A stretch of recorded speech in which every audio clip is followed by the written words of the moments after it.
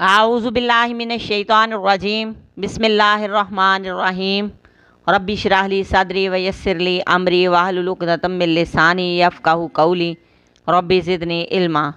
सूरह आल इमरान की आयत नंबर 87।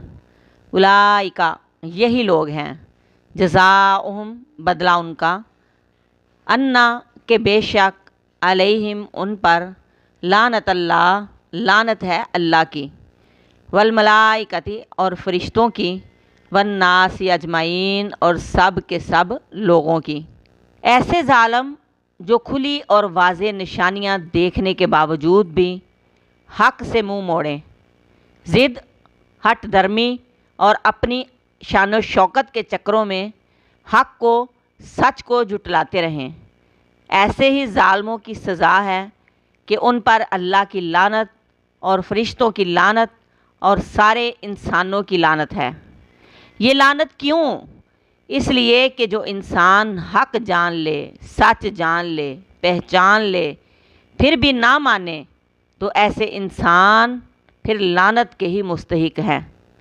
इंसान हमेशा से ही आज़ादी चाहता है।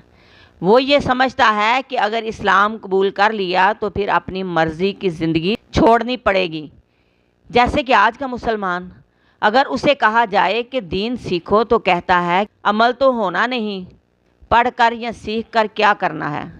वो अमल करने के डर से, अपनी मर्ज़ी की ज़िंदगी छोड़ने के डर से दीन सीखने, दीन की तालीम हासिल करने की तरफ तवज्जो ही नहीं करता।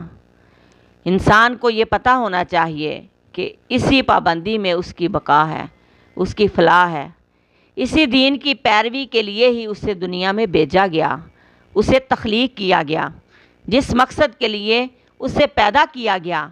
अगर वही नहीं करेगा तो फिर लानत का ही मुस्तहिक होगा, अल्लाह की रहमत से महरूम रहेगा, अपनी आखिरत बर्बाद कर लेगा।